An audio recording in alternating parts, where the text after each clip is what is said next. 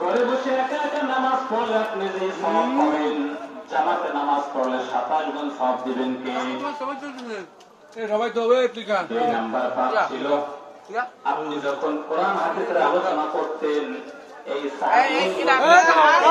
ঠিকই কিন্তু মনোযোগের সাথে কোরআনের আলোচনা শুনতো না।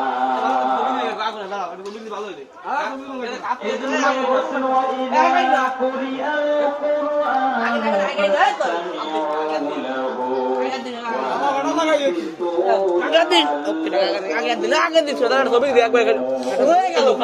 আরে ছবি তোলা লাগবে না, তুই আগে তুলিস নি।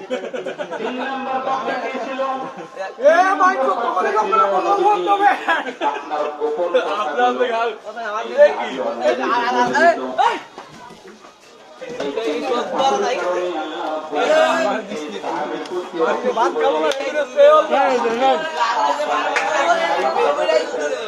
আমাকে সাবধান এই কাপড়ের কাপড়